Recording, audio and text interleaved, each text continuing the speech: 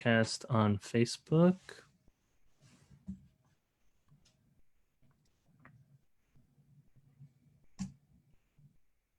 One moment.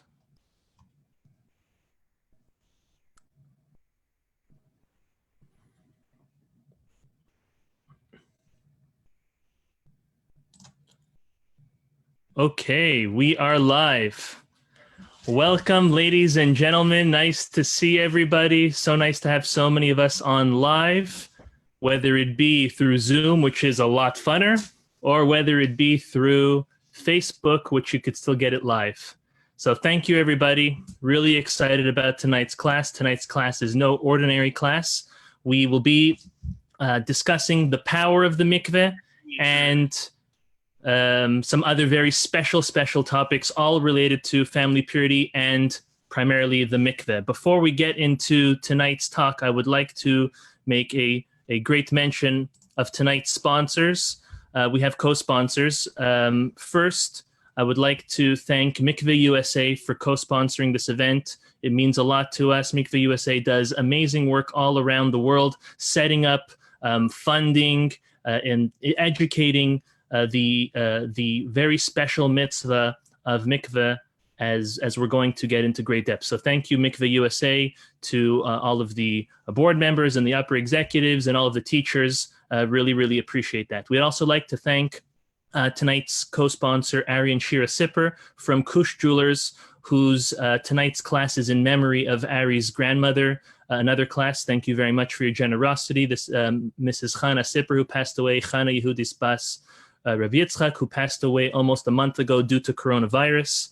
And tonight we are going to dedicate the class in her memory. We're also very excited for the raffle. We have a giveaway raffle tonight. It's either going to be, we have it over here, a Kush brand watch, beautiful watch. It's both for men and women, different color than last time, or a $100 gift card to the Kush Jewelers store here in South Florida. So thank you very much, Ari. Thank you very much, Shira. We really appreciate all of your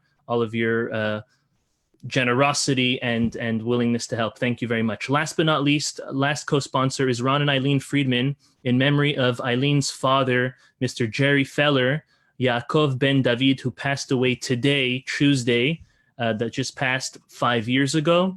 Mr. Feller left behind 3 children, 8 grandchildren, and 5 great-grandchildren till today. And also in memory of Eileen's grandfather, Rabbi Harry Cole, Harav Tzvi Ben Yonah, who passed away today, Wednesday, 13 years ago. So may both of theirs neshamas have an aliyah, and may all of the Torah learning that we will do this evening go to their great benefit. With no further ado, we're going to start. So as we all know, tonight you're not just going to hear from me. That gets boring. We're going to hear from someone way more interesting and experienced than I, and that is none other than my mother. So everyone, put your hands together for my mother, Mrs. Sigalit Laredo. Thank you. It's really an honor and a pleasure to have my mom with us. She is my biggest fan. There's a fight in my family, a dispute. Who's my biggest fan? Is it my wife? Is it my mother? Or is it my mother-in-law? Believe it or not. So all 3 of them are all saying that they're my biggest fans. So God bless them all. And I really appreciate all of their input, their support, and their prayers, because any child, any husband only gets as far as the prayers of their spouse as well as their mother. So it's really heartfelt, and I'm so appreciative of everything that my mother has always done for me and our whole family. So my mom is here with us this evening, very happy. Due to coronavirus, unfortunately, I have been, as a rabbi, been getting called almost every single day with another mikveh-related question. Yes, around Passover time, it was, okay, so can I bring my dishes to a mikveh or not? What if they're closed? What do we do? And we spoke about that. We'll briefly speak about that because that's not the main issue. The main issue is, what do women do when they're not able to go to a mikveh? And the million-dollar question is, many of us who live in South Florida, and even those who live abroad, have pools in their backyard. Can they use their pool as a mikveh? It's a body of water. What's the big difference? So because of that, I started thinking and I started saying, we really need to educate the Jewish world to understand exactly the mitzvah of mikveh, the construction of a mikveh, and why this water is completely different than that water. They may look the same, but they are completely different. So going to a pool, what about a beach, a pond, a lake, all of these things. So in order to discuss that, I said we may as well start discussing the importance of mikveh, the purpose of mikveh, as well as the benefits of the mitzvah of mikveh. For that, I thought, who else better than bringing my mom on and presenting alongside with my mom this very important and noble topic. So just a little bit about my mom. Those of you who know her, I don't even need to say, no introduction is needed. Those of you who don't know her yet, well, you're about to meet her. And my mom's the type of person that as soon as you meet her, she opens up and you could understand almost everything about her right away, all of the beauty, the care, the love, and warmth that she has. So as a young boy, I'm going to do this super quick. As a young boy, I remember my mother volunteering for multiple organizations such as Hadassah Witzo, Israel Bonds, as well as the Canadian Jewish Federation. And in the past decade, my mother has taken hundreds of women to the land of Israel with the famous JWRP trip. I know that there are many that are with us this evening live who've attended those great trips. It's the Jewish Women's Renaissance Program, and it is a trip that takes the Jewish women to Israel to experience Israel in a way that they have never experienced it, in a spiritual and educational way. My mother serves as a city leader in Montreal, and we are very proud of her for that. In 2013, my mother founded her own organization called GEMS. That's JEMS, stands for Jewish Experience Montreal Sisterhood, which is a Kiev organization which empowers Jewish women to restore Jewish values in their family and community with year-round learning, and obviously their very famous trip to Israel. Last but not least, my mother, starting of 2018, started touring Canada and the US to speak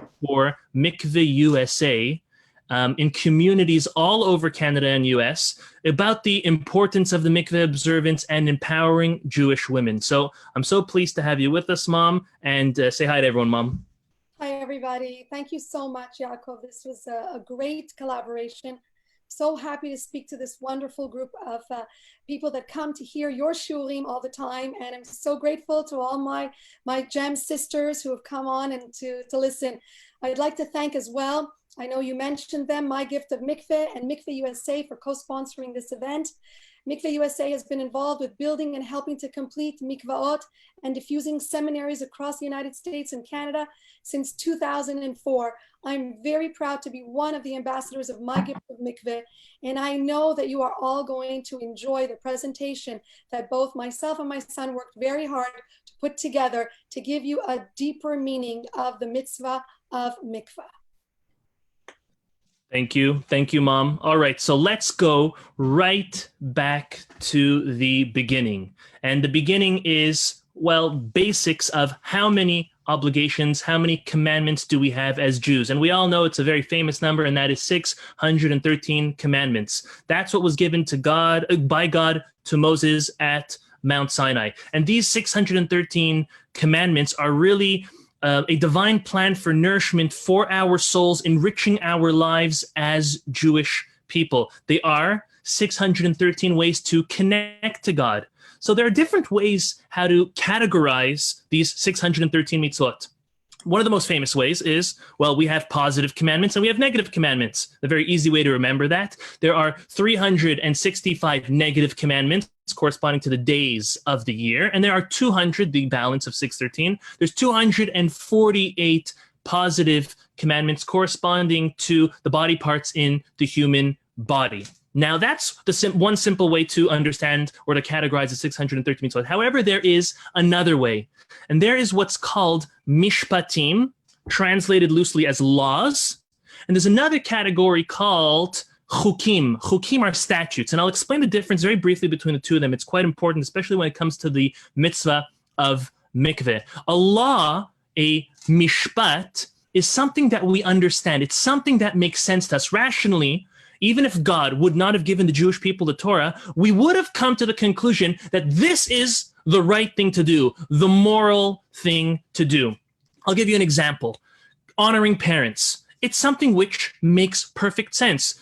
Parents who bring you into this world, who toil for you, who do so much for you, it's rationally making sense that we owe it to our parents to respect them and to honor them. For example, parents, elders, we understand that. Not stealing, not cheating, not killing people. That all makes sense to us. Even if the Torah would have not come along, not been given to the Jewish people, there are things that make sense. Not speaking slander or malicious about another person, to give a couple of examples.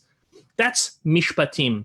However, there's a second category, and the second category is called chukim. Chukim is the exact opposite of mishpat, meaning it's something that intrinsically doesn't make sense to us. The Torah doesn't explain it. The benefits aren't so obvious to us, and even explainable, generally speaking, they are beyond human comprehension. Example, we're not allowed to eat pork. God tells us we should not eat pork. Why? Does that make any sense to us?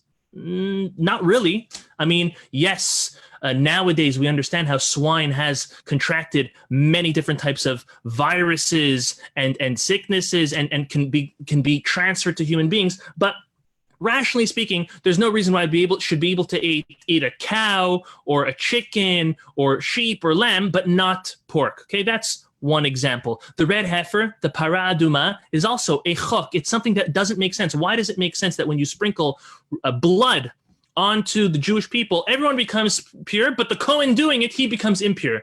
These are things which don't rationally make sense. There's another example, and that is the laws of family purity. The laws of family purity is categorized as a chok, meaning something that we don't really understand. Now, I'm going to be honest with you.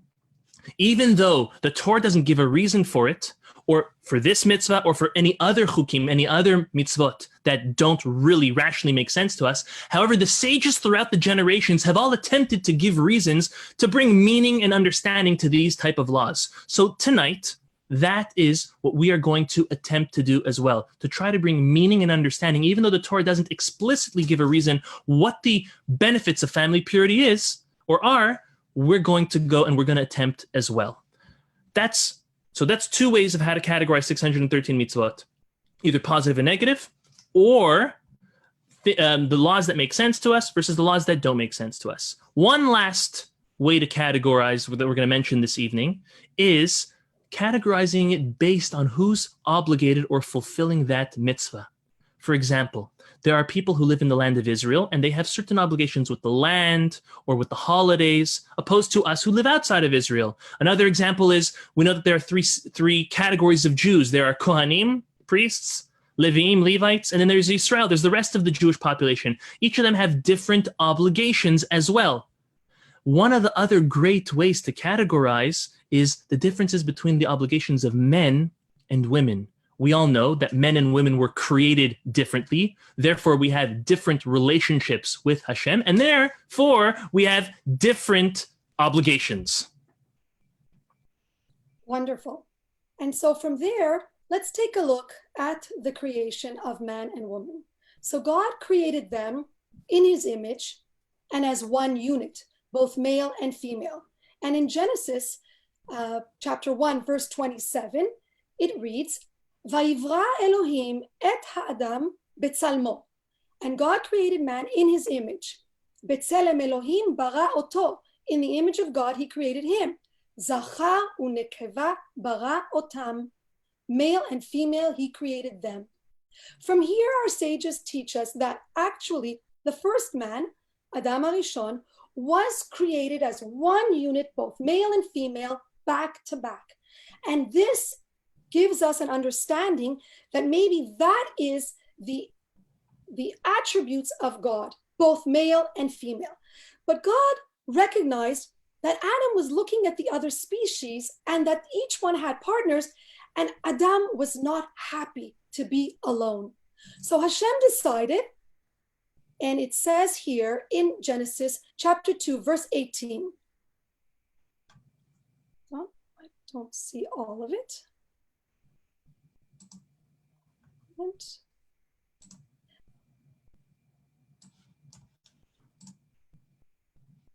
Hold on, I don't see the full screen. Okay, there we go. ויאמר אדוני אלוהים, לא טוב היות האדם לבדו, אעשה לו עזר כנגדו. And the Lord said, it is not good that man is alone. I shall make him a helpmate opposite him. This is very important terminology. The word ezel kenegdo seems that it's contradictory. It's a helpmate opposite him. So the Talmud in Yevamot 63a explains this phrase to say that if a man is worthy, he will merit that his wife be a help to him. But if he is unworthy, then she will fight against him. What does this mean? This means that actually women and men were created to help each other to grow and to reach their highest potential. And a woman is endowed with a bina yetera. This is an instinctive feminine intuition that she has. And the Talmud in Masechet Shabbat 118b refers to a wife as a home. In the olden days, they used to say biti, my home, and people would know that the man was speaking of his wife. And the woman is entrusted in her relationship and her responsibility to maintain the level of purity within her family. The essence of Judaism is the woman is putting this, infusing this into her home. So by categorizing the commandments by gender, we want to look at the three main mitzvot that a woman is entrusted with. And these three commandments give her a deep connection with God, and they are her responsibility and her privilege to preserve the Jewish continuity. So they are challah, candle lighting, and keeping the laws of family purity. We learn these blessings from our matriarch, Sarah Imenu. Sarah used to bake challahs, and they would stay fresh from the beginning of the week all the way to the following Shabbat.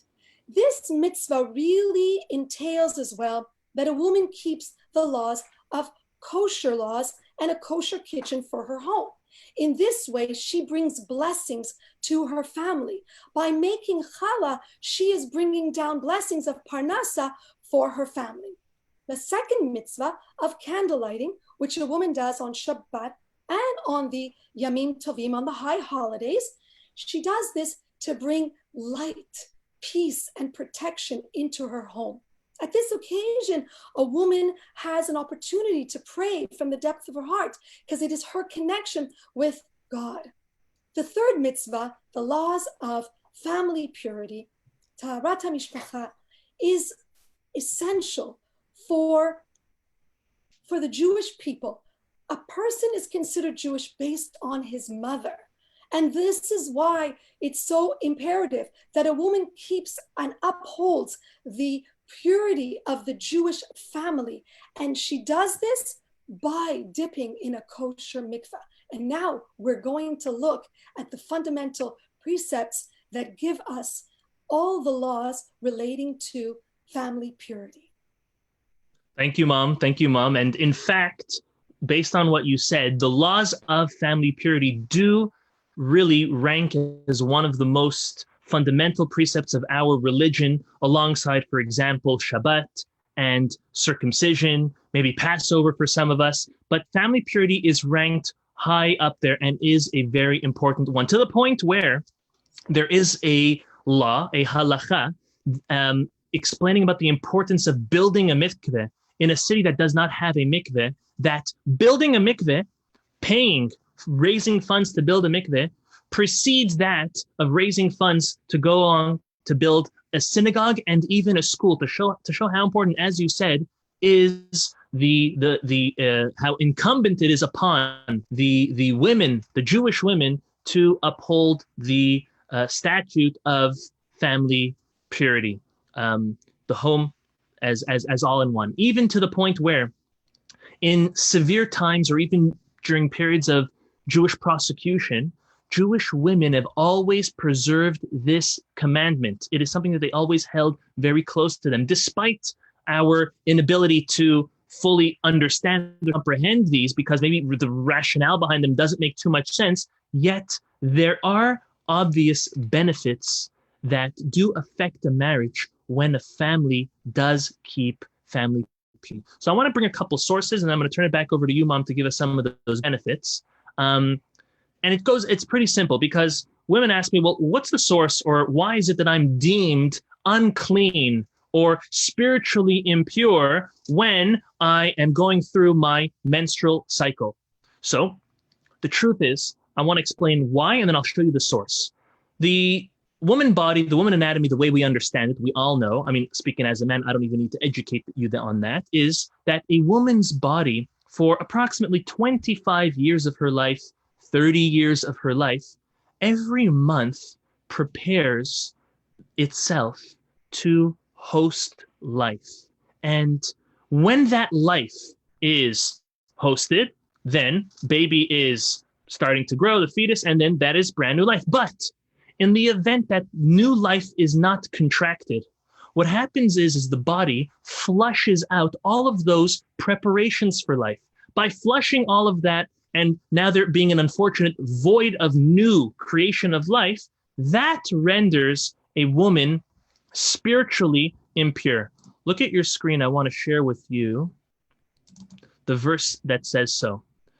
So this is in Parashat Shemini. It's in Leviticus chapter 12, verse 4. It's this specific verse is speaking after a woman would have a boy. Look in the middle of the verse. It says, B'chol kodesh lo tiga, ve'el hamikdash lo tavo ad melot yemei tahara. It says that she shall not touch anything holy, nor shall she enter the sanctuary. That's the temple, the Bet HaMikdash, or the Mishkan, anywhere near there, until the days of her purification have been completed. This is the source that when a woman is menstruating or she is post-birth, she is spiritually impure.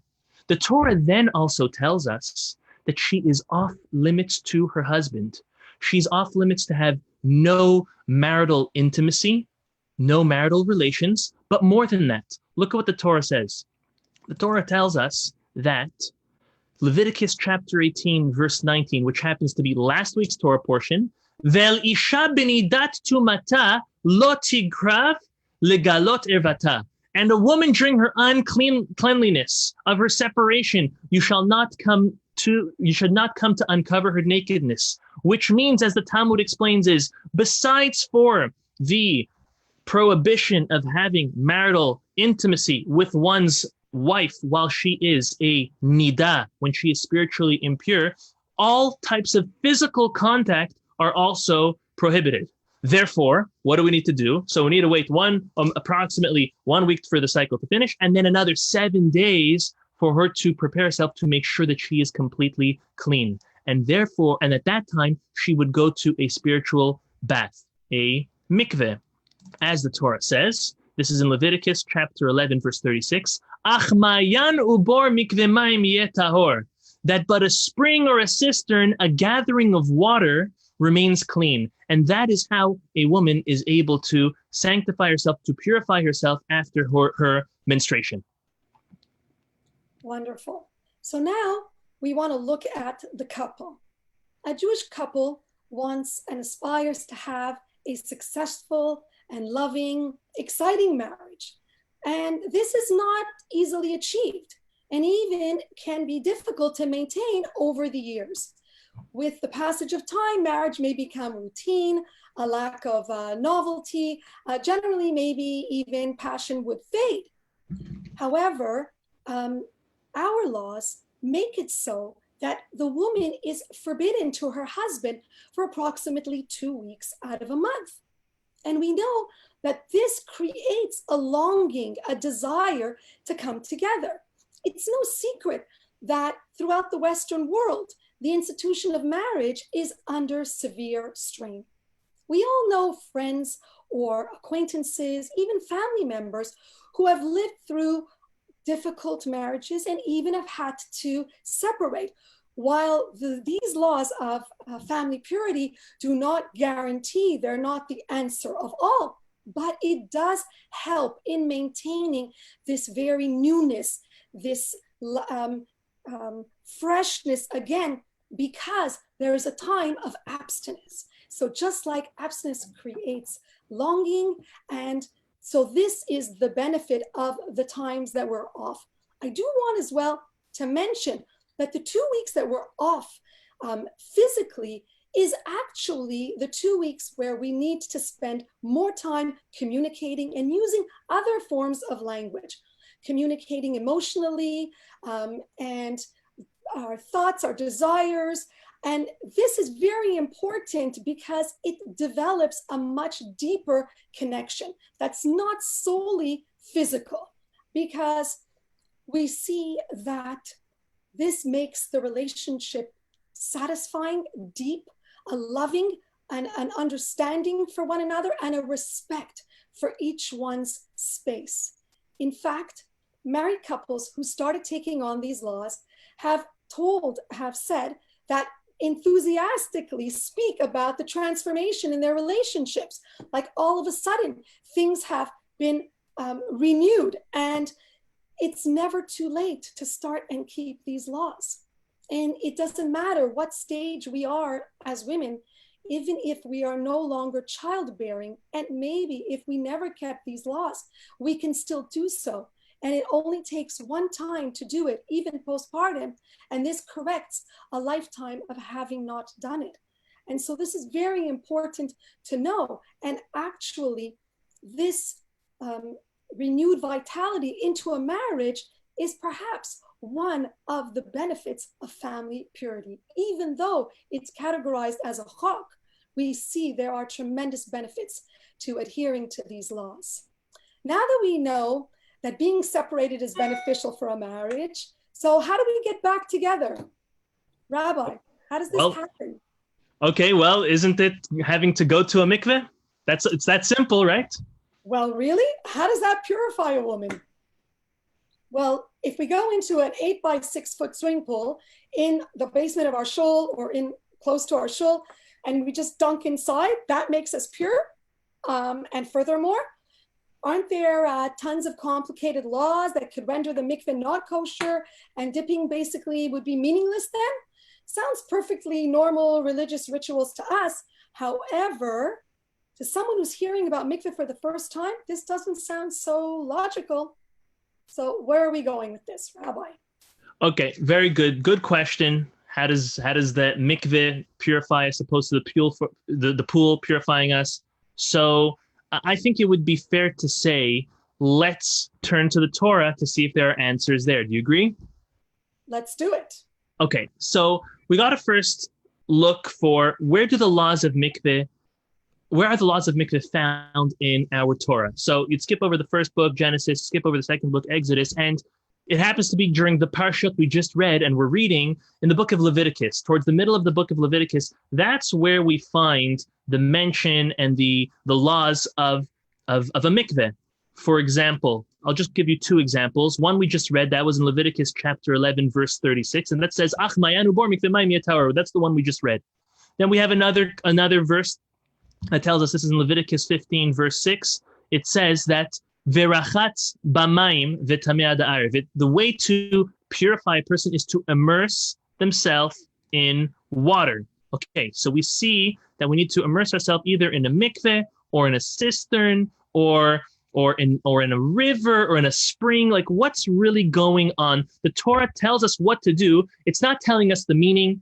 It's not telling us why it purifies. It's just telling us go into a mikveh or a mayan, as we're going to explain what the difference between the two is in a moment. So I always quote Rabbi Akiva Tatz for doing this, because he's the first one I heard do this.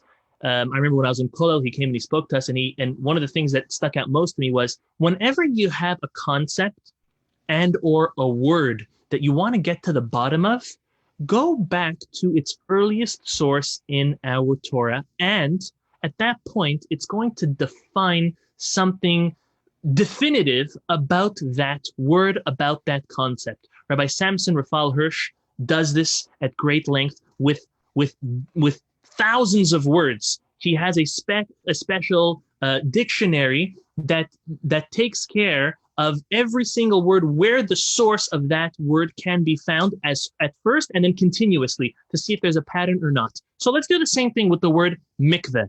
if any of us were to start thinking, where do we find the first word mikveh? Because, by the way, it's not in the book of Leviticus. It precedes that. It actually takes us back all the way to the beginning of our Torah, the first chapter of our Torah during the story of creation.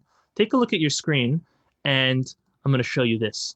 Look at Genesis chapter 1, verses 9 and verses 10. It says, Vayomer Elohim yikavu hamayim mitachat hashamayim el makom echad.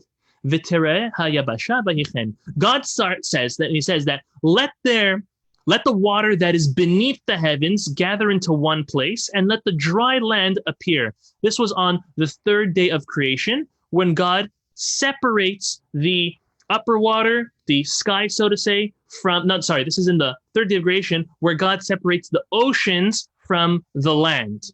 And that's where it says here, Vatireh hayabasha, so that the dry land will appear. So the word yikavu is the middle letters of a mikveh, the mem and the kuf. Okay, mark that. Next, the following verse in chapter 1, verse 10 in Genesis, it says, Vayikra Elohim la'yabasha eretz. So then God called the dry land earth. Ul mikveh. Do we see that word, everybody? Ul mikveh hamayim kara yamim. And the gathering, that is the proper translation of what the word mikveh is, and the gathering of the waters he called seas or oceans. Vayar Elohim kitov, and God saw that it was good. So in truth, the very first mention in our Torah of the word or even the concept of mikveh takes us all the way back to creation, to Genesis. Okay, so how does dipping in a mikveh, which is a pool, like my mother said, in the basement of a synagogue or in a designated building, a small hot tub-like type of pool, how does that, or what does that have to do with the verses we just read, with the word mikveh all the way back at in the beginning of Genesis that we just mentioned? So we're not too far from the beginning of the Torah, so why don't we just go back to the beginning of the Torah, and that would be the very famous Genesis 1:1. Take a look. It's a very famous verse. Bereshit bara Elohim et hashamayim ve'et haaretz. In the beginning of God's creation of the heavens and the earth. Okay, so far nothing that stands out pertaining to our topic, right? There's hundreds of questions on that verse. Now look at the next verse. This is Genesis 1, verse 2. Ve'haaretz hayta tohu vavohu. That's a very big word, very famous phrase. And the land was astonishingly empty, as translated. There was nothingness to it. But what there was v'choshech al pnei tehom. There was darkness. And darkness was on the face of the deep. Okay, very esoteric. V'ruach Elohim merachepet. And God's spirit was hovering where? Al pnei hamayim, on the water. So, does anything seem odd there, Mom? That is huge. Water? Where did this water come from? Wasn't the universe nothingness and empty? Sounds like this is telling us that water existed before the creation of our world. Well, exactly. You hit it spot on. The word water in that verse is definitely standing out, because the creation of water, to our knowledge, at least the separation of water, starts taking place in day 2 and again in day 3, but nothing really during day 1. Yet in the very second verse of our Torah, the word mayim is found, and it actually is found with God's spirit hovering right over that. So what does that mean? So listen to a fascinating explanation that our sages teach us, and they say that in the beginning, we have to redefine what tohu vavohu is. Tohu vavohu means, as we normally say, nothingness, chaos, a mess. Rather, this interpretation wants to suggest that tohu vavohu means there was disorder and disaccord, which is fine, but it means that God was there hovering over the water. God was with water. There was nothing in God's world at that point except for water. Water, as we know, is the source of all life. So that doesn't shock us. The shocking part is that we never pay attention to this. And this is the second verse, the last word in the second verse of our complete Torah. Okay, so now we established, okay, everyone's going to take my word for it. We're establishing that water was with God. God was with water before the universe was created. And now let's pay attention what happens next to the water. Let's move to the second day of creation. Second day of creation, chapter 1, verse 6 in Genesis says, so God says, let there be an expanse in the midst of the water. And then God says, let's make a separation between water and water. How so? Then the following verse explains. This is in chapter 1, verse 7. Vayas Elohim et harakia. God made the expanse, which is a fancy word for saying sky. Vayavdel ben amayim asher mitachat lerakia ben amayim asher me'al lerakia vayichen. And what happened was God separated between the water which was below the expanse and the water which was above the expanse, meaning basically separating the idea of having sky versus having oceans or water in that way. Now let's take one more step. So day one, so far what we see is God is in the middle of nothingness, chaos, discord with water, hovering over water. And then as we know, God creates light. That was day one. Day two, God makes a separation between the upper waters and the lower waters. Okay. Day three, look at what happens in Genesis chapter 1, verses 9 and 10. Vayomer Elohim, this is day three. Yikavu hamayim mitachat hashamayim el makom echad. Look at that word, yikavu. That's the word we had before. God says, let's take this water that's beneath the heavens and gather it into one place. So this way we could see the dry land appear. And then as we read, verse 10, Vayikra Elohim le'basha eretz u'mikveh hamayim kara yamim. Vayar Elohim kitov. So God called the dry land earth, and then he called all the other gatherings of water, the mikveh, the gathering of water, he called it seas, and he called it oceans. So what we see is that God splits the bodies of water, and then he starts rearranging the water and the land. So, Rabbi, let me ask you the obvious question right now. Why does God keep rearranging the waters? He's very busy with this water. Maybe this water is important. Okay, valid point. And it does definitely seem like God is very busy with the water. So listen to the following interpretation, and I think this is going to lead us perfectly into the whole idea of mikveh. And we imagine the universe as a big empty space waiting to be filled with full of stuff. And you know, the truth is, if it was that way, God could just say, okay, let there be people, let's create a world, let's create dry land, let's fill it up. It would seem so easy, but God is spending half of his creating days, right? Out of the 6 days of creation, he's spending the first 3 days of creation busy with water. So why is that? And we have to understand that the universe was not a big empty space. Rather, it was covered with water. And then you can't create a sky, and you can't create a world, a solar system, a universe. You can't put people in place where something else is. It wasn't one big empty place. It was one huge tank of water. And then what God starts doing is he starts arranging it in order to allow the occupancy of a universe, solar systems, the world, the land in the world, and most importantly, us human beings. What God had to do is he had to move everything out of the way and rearrange everything in order to prepare the world and make it livable for us human beings. As us human beings, we can't live in water. We need land to walk on. We need air to breathe in. So God started making space for all this. So you're going to say, Rabbi, thank you very much. Big deal. Who cares if God is spending half of his creating time rearranging water or not? What does that mean? And what does that mean that God's spirit was hovering over the water? So the truth is what God was doing was he was pulling back himself. He was receding the water along with him in order to allow room for humanity, for the universe, for every square inch of air and dry land. God had to say, okay, this area will be yours, and now let me pull out. Take a look at the following diagram. It's very interesting. Many of you may have seen it. This is at the back of the New Art Scroll Chumash. And this is basically showing us day 1, 2, 3, 4, 5, 6, and 7 of creation. We know God only created during the first 6 days of creation, and the seventh he didn't. So on the first day of creation, I want to say God was busy with water. Because why? There was nothing except a complete chaos, tohu vavohu, with water and God's spirit hovering over it. And then what does he do?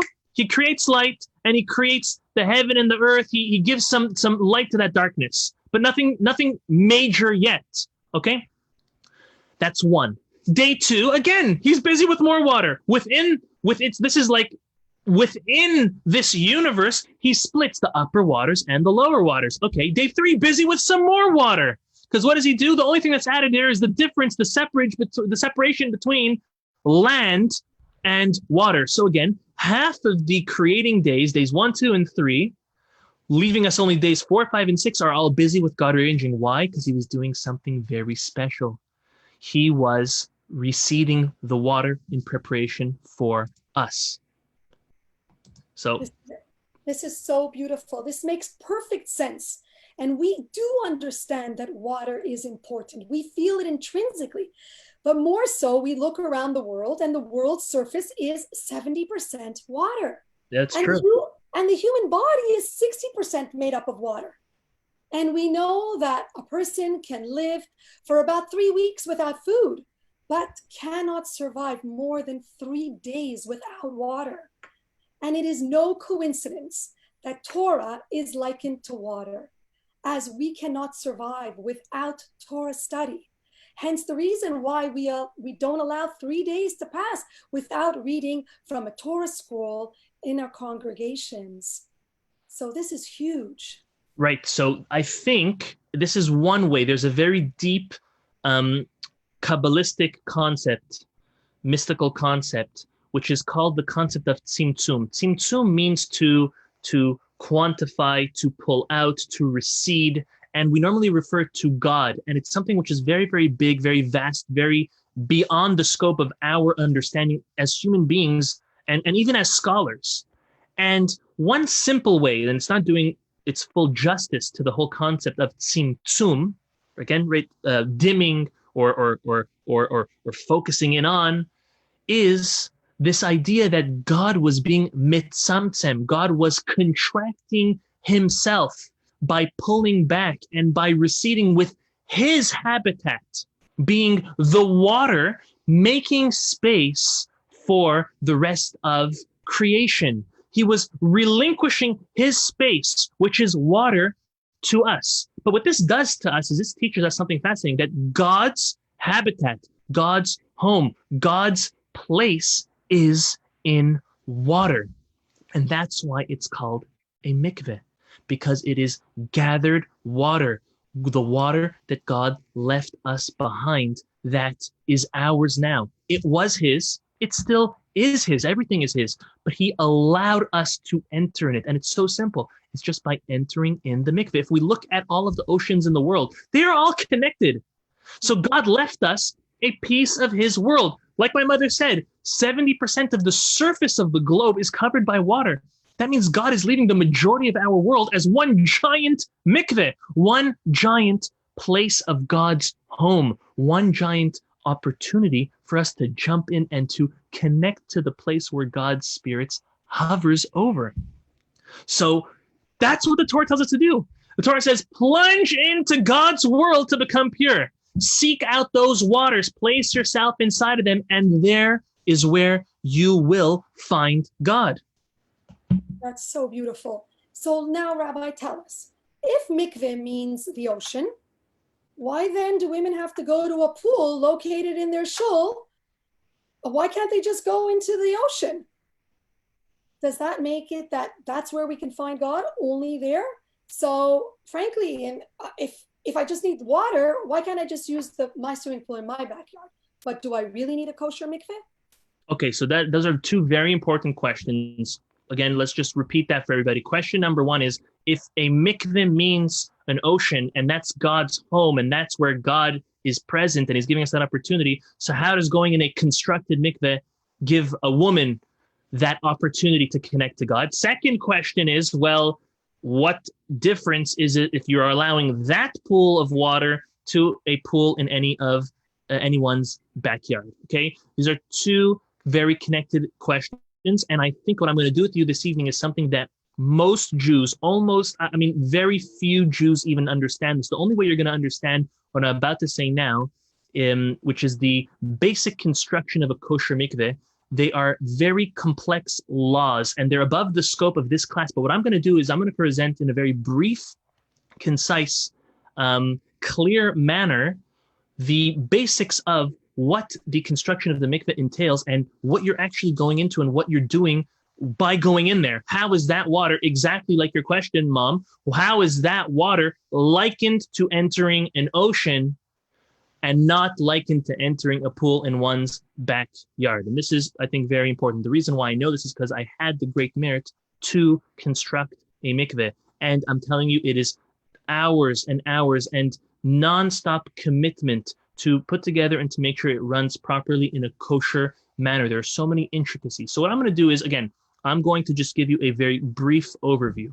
The source, and I'm going to say it again, I shared it already twice, it's going to be the third time sharing it with you, but the source of a need for a kosher mikveh is, again, in Leviticus chapter 11, verse 36, as it says, Ach ma'ayanu bor mikveh mayim yeh tahor. A spring or a cistern, a gathering of water, is what remains clean, is what gives the opportunity for a person to cleanse themselves from their spiritual impurity. Now, having said that, there are three types of three types of bodies that purify. There's the obvious, as we spoke about, an ocean, or anything connected to an ocean. Okay, it could be seas, many canals, certain rivers do connect to the ocean. That's one way. There's another body of water, which is as in Hebrew, as the Torah calls it, a ma'ayan, and that's a natural spring. In Israel, those of us who have traveled the land of Israel and went on all these beautiful hikes, we see these natural springs, we jump in them. Some of us do, some of us don't. Some of us are cold, some of them are freezing, some of them are hot springs. And these are natural waters which come from the very core of the earth, which in essence do really connect to the sea, to God's overall home, as we'll call it. Then there's a third type, and that's what we're going to speak about, because those first two are pretty simple. But then there's the third type, and that is a mikveh, the word that we all use as a mikveh, the word the Torah uses as a mikveh, which is a gathering of water. There are six basic laws of a mikveh, and these laws are unique to a mikveh and not to an ocean or to a mayan, to a natural spring. I'm going to go through them very quickly, and then I'm going to continue on showing you a diagram. So, number one is the mikveh has to be full of water, not any other type of liquid. The second is that the water has to be clear and still look like water. There could not have been any food coloring or something else, wine or something that was poured in that changed the color of the water. Next is it has to be pure water. When I say pure, it has to be either from clouds, from rain, which is, as we know, recycled water from the ocean, or it has to come from the ground, but with no utensil or bucket to transport the water. So it has to magically, or we'll explain how, trickle in and get into the mikveh, this pool, without being transported with any type of utensil or bucket. The fourth is that there has to be no human intervention, direct human intervention in getting the water there. For example, taking water with your hands, and it might take forever to fill it up, but that's one way that does not make a mikveh kosher. Or by picking up a board, which is not a utensil, a flat board, and then rainwater or a stream of water bouncing from that board that a human being is holding into the mikveh. That's no good. The fifth is that the water has to be still, cannot be moving, and therefore there cannot be a leak, even a very small leak or crack in a mikveh, because then the water is moving, even though it's moving very slow, but it is draining. So that's one of the greatest intricacies in building and maintaining a mikveh. And the sixth law is there's a minimum size requirement for the mikveh. Where do we learn this from, the size? The size comes from a verse in Leviticus chapter 15, verse 16. It says, Verachatz b'mayim et kol besaro, that a person's entire body, their entire flesh, has to be immersed in a mikveh. Just like when we immerse vessels, we need to immerse the entire vessel at once for it to become pure in order to render it usable. So too, when we immerse a body ourselves, it needs to be entirely all at once. That means all 10 fingers, all toes, your head, every strand of hair, all needs to be immersed in the water at once. Now, the Talmud says, based on this verse, we need to get the whole body in. And what's the size of a body of water that can fit a human being even crunched up is, you're going to see this is pretty small, and look how we'll show you how it develops into liters, is 1 by 1 by 3 amot, which would be 1 by 1 by 3 cubits. I'll give you an example. A cubit is normally quantified from one's elbow to one's finger. Okay, it's around 1.5 feet, for argument's sake.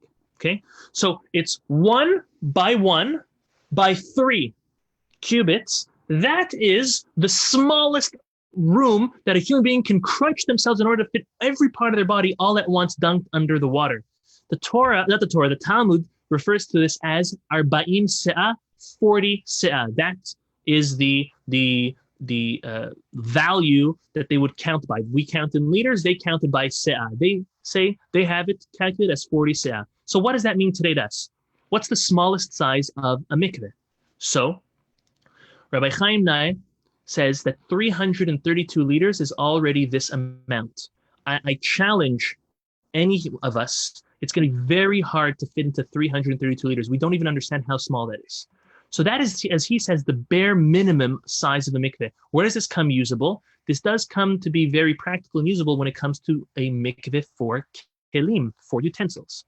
The Chazon Ish says anywhere between 650 liters to 750 liters is the bare minimum. But the minhag, the tradition, the custom, just so all of us know nowadays, is every single mikveh has at least a minimum of 1,000 liters to make sure, because we're playing with a Torah obligation over here, to make sure that there are no issues of any little bit being missing. In truth, and we're not going to go through it now because I guess it's a little deep, but all 6 of these laws could be learned from those verses we started off with in Genesis, chapter 1, verses 9 and 10, the very first mention of mikveh, which is very, very interesting. So this concept I'm about to share now is so important. I think this will be the true answer to why a pool in your backyard is no good for a mikveh, but it is okay but the pool in the synagogue, the kosher mikveh, is okay. And this is because the Talmud says that the identity of a water is determined on its first water. For argument's sake, we're going to say on its first arba'im se'ah, on its first, we're going to, in our language, in its first 1,000 liters. The first 1,000 liters gives the identity of the water. That's a big word we have to remember. The identity of the water is based on the first waters. So once you have 1,000 liters of pure water, of direct rainwater, or of water which trickled in naturally into a mikveh, okay, such as the Arizal's mikveh, for example, okay, that gives the identity of the water. Any water we add on top of that just takes the identity of that original water. So once I have 1,000 liters of rainwater, of pure water, as I'm calling it, even if I add 10,000, 100,000 liters of tap water, that is fine, because every drop of water that falls into that 1,000 gets now annulled and becomes part of and takes on the identity of the rest of the water. So in our pool, for example, that's not an option, because the first water that's put in our pool, the first 1,000 liters, or even before that, the first water that goes in our pool is all hose water. And therefore, a pool cannot be used as a mikveh, even if it rained for 30 years and that pool's never been emptied. That pool cannot be used as a mikveh. That's besides for other issues of maybe there's a crack and maybe there's a leak and who knows, but just the identity of the water does not have the identity of pure water. And Rabbi, can you tell us, in a mikveh, there are these holes in the walls. We see that. What are they there for? Okay, that's a good question, and that takes me on to maybe explaining what a mikveh looks like and where these 1,000 liters really play practically. So the pool that you go into is really one of three bodies of water, three pits of water. And I'm going to name them for you, and then I'm going to show you a diagram of them. So the one that you go into is called the Bor Tevila. Bor means a pit, and that's the pool that a person actually immerses themselves into. Then there's two other ones, and that's what the two holes are there for. They're connecting to those other pits, those other reservoirs, those other cisterns. One is called a Bor Hashaka, and that is a pit which connects the pool water to that cistern, and I'll explain why and how. And then there's another one that's called a Bor Zeria. That's a cistern, a reservoir, where water is added to it, and then it overflows to fill up the pool.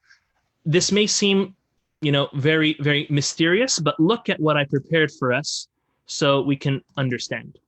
Does everyone see on their screen what a modern mikveh looks like drawn out? Give me a thumbs up, somebody. Good, we see it. Okay. I'm going to take it from the beginning. In the beginning, what happens is these two, do you see these two? The Zeria reservoir, as well as the Hashaka reservoir. These two are filled with natural rain water. The way that happens is normally the water that rains on a roof is directed in a kosher manner. I'm just using that term now because we can't get into the intricacies of it. From a kosher manner, the rain trickles off the roof and makes its way through pipes in a kosher way that we're not going to get into these two reservoirs, 1 and 2. Once they're in the reservoirs, we wait for there to be a minimum of 1,000 liters in each of them. So in essence, those two cisterns are kosher mikvahs, 100%. Now, in order to preserve the cleanliness of the water, besides for adding obvious chemicals and chlorine and shocking the water from time to time and whatnot, but the dipping water that human beings, that people, whether they be men or women specifically in this case, like a pool, gets dirty. And from time to time, a mikveh is actually drained and refilled. So if those original ones, the Zeria reservoir, as well as the Hashaka reservoir, were always had to be emptied, well, almost no one lives in a place that rains on a daily basis or on a weekly basis. You can't count on that. It's not reliable. And therefore, those are kept on the side. Those are treated, but no one really dips in them. Everyone dips in here, in the Bor Tevila. This is where people dip into. So how do we make that water kosher water? What we do is we kosherize it through two methods. In truth, if a person only had one of these two reservoirs, either the Zeria reservoir or the Hashaka reservoir, along with this big pool, that would be good enough. But nowadays, we are stringent to hold of both of these opinions and having both of them. Why? Because they both kosherize a mikveh in different ways. I'm going to first do the Zeria reservoir because that's what happens first. You see here the pipe with the city water? So what happens is, once you have 1,000 liters or more in each of these, you turn on, this has to be completely empty, right? The main pool has to be absolutely empty. You turn on the city water, and then the city water goes into this hole and then into the Zeria reservoir. What happens is when the Zeria reservoir reaches its limit, you see this whole Zeria connection? Mm-hmm. Once it reaches that limit, it starts overflowing into the main pool. Well, then you're going to say, Rabbi, isn't that city water? I say no, because the city water takes on the identity of that pure kosher water in this cistern. So every drop of city water that trickles down into that cistern that has 1,000 liters of pure water turns to be pure and then overflows itself into this pool. So if there's 1,000 liters over here, for argument's sake, there's 50,000 liters over here. And that's fine because every drop turned to become pure and it overflowed. That's one way, and that would be completely kosher mikveh. But we kosherize it stringently in another way. You see this reservoir, this Hashaka reservoir? Hashaka literally means to kiss. And what happens is there's a kissing of the waters.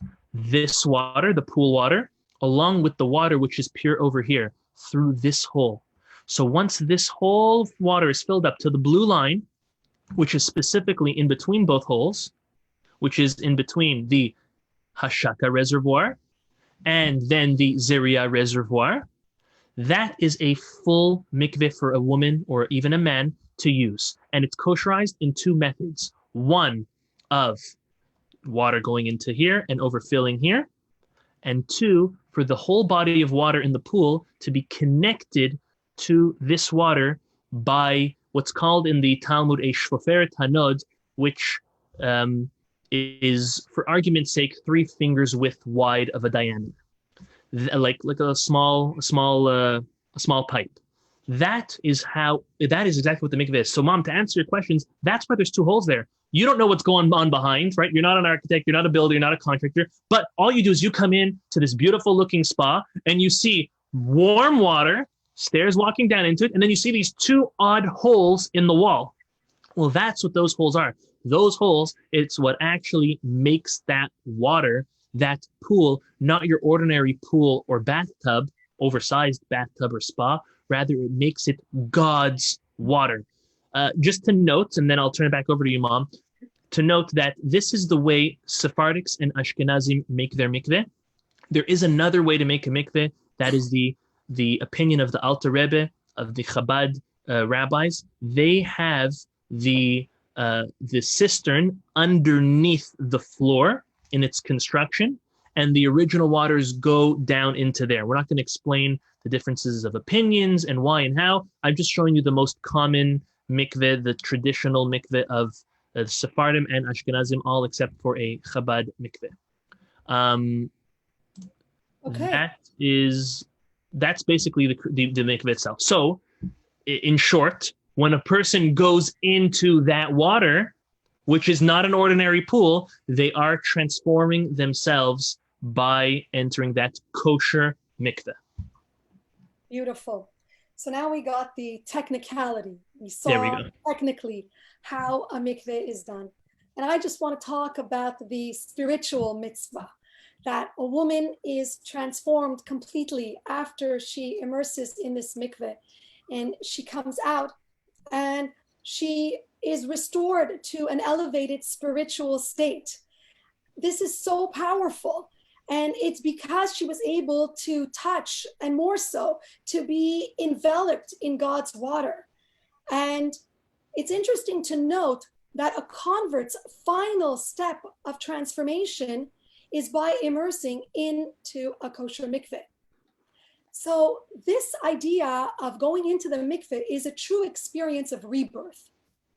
It's reminiscent for us of our mother's womb and the protection of the waters that were there for the fetus, for the baby. And I loved it when you said, Rabbi, and you gave us the specific number was 40 se'ah. Yes. This minimum requirement of water is such a powerful number, the number 40, a number of renewal, transformation. We see this in the 40 years that Bnei Israel were in the desert, and also the number 40 weeks of pregnancy. The number 40 days that Moshe Rabbeinu was at Mount Sinai receiving the Torah, and the 40 days that we see of repentance in Elul. So this is very, very powerful. There's a lot more than just the technicality behind it. This wonderful renewal aspect is an opportunity for new beginnings. It's an opportunity for us to infuse our relationships with our husband with a new and fresh beginning. So and things do come along over the years of our marriage, if we come to have differences, discords, anything that may put us astray, then at least we know we have this time every month where we can just make up, come back, start fresh again, just like on our wedding night, if you will. And I love it that we saw in the texts throughout the Torah that you showed us, Rabbi, the word mikveh, and we could see the root word, and maybe tikva has a lot to do with this. And this is the hope that we give and renew in our marriages. And the mikveh is that vehicle to helping us. So a woman owes it to herself to take this opportunity every month to pamper herself, to take care of her body, from head to toe, then it allows her to have a refreshed feeling, a feeling of renewal, and a chance to come to her husband, bringing this spiritual purity with her into her home. And this is so beautiful and so powerful. So I'd like to suggest that the laws of family purity are actually laws of togetherness, because they enhance our relationship. And who better than God to know exactly what his creations need? And these laws protect us and give us maximum pleasure. So just like newcomers to Shabbat, they would say, oh, Shabbat, it's full of restrictions. But it's not in truth. We look forward to Shabbat. Shabbat is so much more of the things that we do than the things that we don't do. And so it is the same for the laws of family purity. We come to doing all of these intricate little technical laws in order to gain maximum pleasure and enhance our relationship and build a greater Jewish home. And I think that we are so fortunate. Thank you. Thank you very much. Thank you. I appreciate it. So let me just do a quick summary for all of you who are still here. Thank you, everyone, for listening. So just as a quick summary, I think the greatest breakthrough of tonight was understanding that the mikveh waters is actually God's original home. And by going in, we're going into his domain to purify ourselves. Rabbi Akiva from the Talmud actually said it best. And he says it's based on a verse in Yirmiyahu. I'm going to share the verse with you. The verse in Yirmiyahu chapter 17, verse 13 says, Mikveh Israel Adonai, that the Lord is the Lord who is the source of hopes of Israel. And that's the regular translation. The word mikveh comes from, like my mother said, tikva. So the hope of Israel is God. Mikveh Israel Hashem. Okay. Rabbi Akiva wants to read it completely differently. He says no. He says, Mikveh Israel, the mikveh of the Jewish people is God. By going into the mikveh, we're actually going into God's domain. So I think that is through the study of the etymology of the word and its sources in our Torah. I think that is the major breakthrough, and that will answer up when a certain body or pool of water is kosher or not. Is it taking us back to the original source of water, which could be through rainwater or through spring water or the ocean, or is it not? Or is it something that was tampered with either by a human being or by a vessel?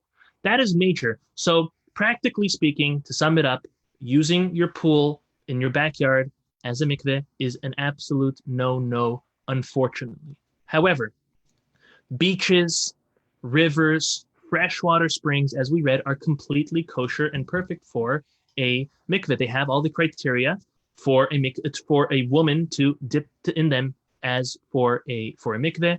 Of course, they have to do all the preparations beforehand. They have to make sure that nothing's caught between their toes. If it's sand when they're going, they have to make sure that all of their hair gets under. They have to make sure someone else is watching them in order to make sure that all parts of their body and their hair gets under, which is, by the way, the only reason why someone has to watch there is a mikveh attendant. It's in order to make sure that the whole body and all the hair is immersed in, because it is a private mitzvah, obviously. When it comes to men don't have an obligation like women to go to the mikveh. So yes, that's why men can use the pool, but not where it matters, really, when it comes to women and when it comes to kosherizing utensils, where the spiritual uplifting actually matters. That needs a kosher mikveh. And we gave you an example, a picture of what it looks like and why it is different. I have sent many women down here in South Florida to the beach to dip because they either were exposed to someone that had coronavirus or they were not comfortable in going. So what they did do was they went to the beach, but many are scared to go at night, me being one of them. So what they did was they went the following morning. You can't go the morning before. So let's say a woman's supposed to dip on Wednesday night. They can't go Wednesday before sundown or during the day. They would have to go Thursday morning to the beach. With a girlfriend would be nice. If not, their husband can go and take them and make sure that the husband watches that all of her body and all of her hair goes under. So that's as a summary. So to answer our main question, is your pool in your backyard is there as recreation? It's there to enjoy, but it's not there to connect you by entering into God's domain. It does not have the proper criteria. Wonderful. Thank you so much, Rabbi. This was amazing. And I just want to say as well, we brought a lot of meaning and understanding to this mitzvah. However, it's very important for everyone to reach out to your local rabbi and rebbitzin. We didn't get a chance to cover all the details of the laws of separation. It's important for one to study that and to learn and to know that this is very important. And we hope that we have inspired you to continue to immerse in kosher mikvahs only, and to know that the present and future of our Jewish community, our Jewish families, is dependent on you women keeping this mitzvah to the letter of the law. And I thank you all for listening in today. And thank you, Rabbi, for all of this. In this research that we worked together, I learned so much as well. And it's fabulous. Everything is in our Torah, and all we have to do is study it. And I also want to invite everybody to go to My Gift of Mikveh, the website. Plenty of classes there, so much information that you can get. And as well, I want to plug in my daughter-in-law, Rebbitzin Sarah Laredo. She's a fabulous Kala teacher, and she is very proficient in teaching these laws. Please ask her any questions. She'll be delighted to help you. So thank you very much. Thank you, Mom. Thank you, Mom. I appreciate it. Thank you. Two last things before we're done. Is I got a private text from someone who's on. I won't mention their name, but they did remind me of something very important, something very meaningful, that unfortunately, if someone did not learn these laws throughout their life, as my mom said, even if a woman has reached menopause, she may go dip in the mikveh, and she even may do a bracha if that's the first time she's going. But if, God forbid, a woman passes away and did not go to the mikveh, at least before passing away, before the burial, at 120, hopefully, the body is placed in a mikveh to spiritually elevate it, and that does bring some type of spiritual elevation. So just to let everyone know about that, that was mentioned. I appreciate the mention. Thank you very much. And again, thank you everyone for joining us. We have class tomorrow night, Zera Shimshon. You don't want to miss tomorrow night's class. Yehuda, I see that you're on. We are going to be through the Zera Shimshon, we're going to do a quick synopsis on Shmuel Aleph, getting into our Nevi'im, our prophets. Fascinating chidush, mind-boggling. We're going to be very, very happy with that. So please stay tuned. We're doing 8:30 tomorrow, as well as 8:30 Thursday night. Thursday night is going to be on Pesach Sheni. We'll speak all about that. So please join us. Don't miss. And now, the moment that we've all been waiting for, to see who tonight's winner of either a Kush brand watch, which, by the way, I have one myself. Love the watch. Great watch. You're gonna like it very much. Either for a watch or a $100 gift certificate. For all of you Floridians that want to go into the store and see their marvelous store here. Okay.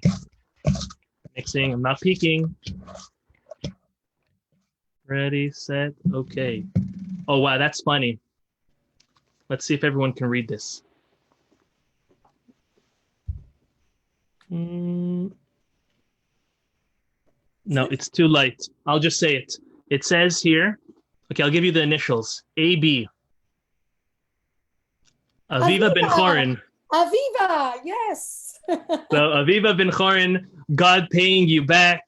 A local Floridian who not only comes to all of our Zoom classes, but almost all of our in-person classes. So may HaKadosh Baruch Hu bless you and Yehuda. That is very nice.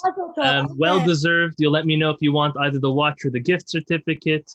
And thank you all for joining. If there are any questions, I will unmute everybody, or let everyone unmute themselves, and I'll take questions at all.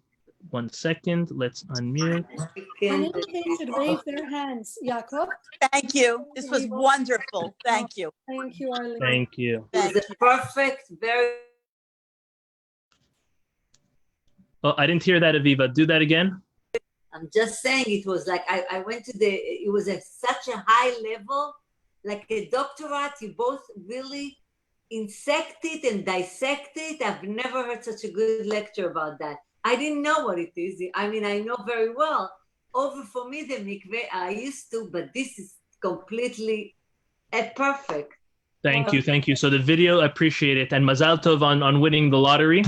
But seriously speaking, everyone's going to get texts to them. You could get it from YouTube, you can get it online, on Facebook. Share this class with your friends, with your family members. Share this also with beginners. As deep as it is, I think it's self-explanatory. All the sources are there, the diagrams, the pictures are there. It's something which everyone can benefit from. It's something that you can refer back to as well. And like my mom said, it was a true pleasure and a true education to prepare it and put it together. I think my mom got a glimpse of what it takes to prepare the classes. Hours and hours. Right. So the classes that we give Wednesday night, Thursday night, Monday, Tuesday, Wednesday, anytime, it's not,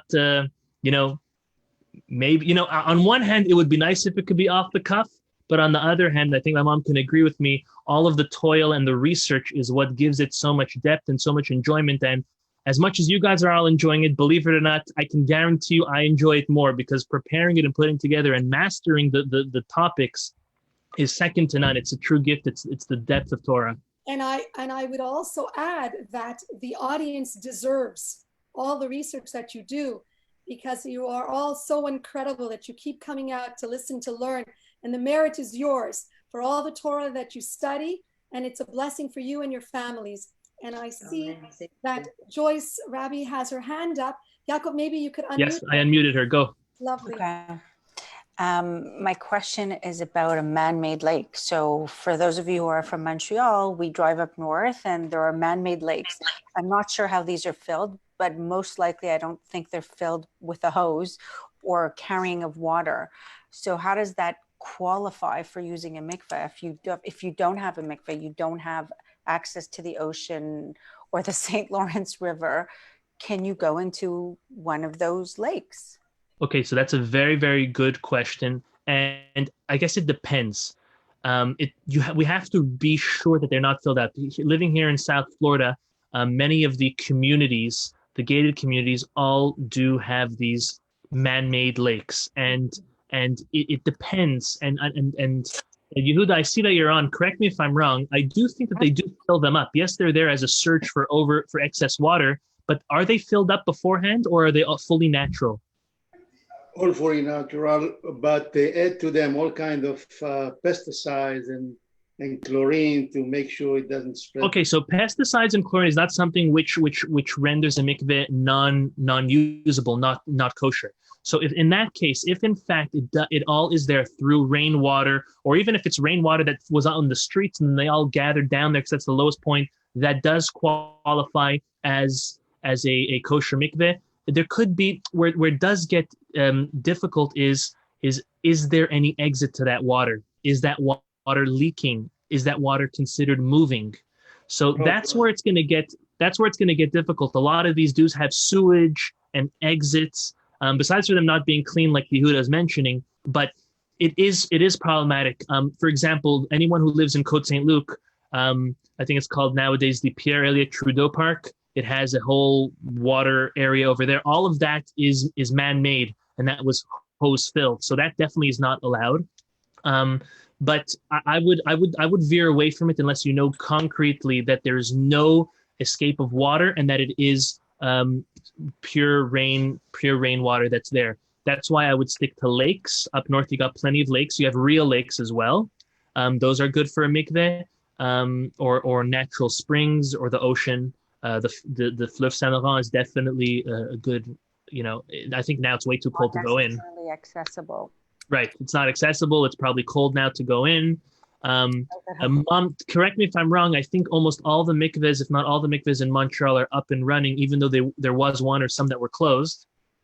Yes, I think that there might be just one that is still closed, but not, I think, for reasons of repair.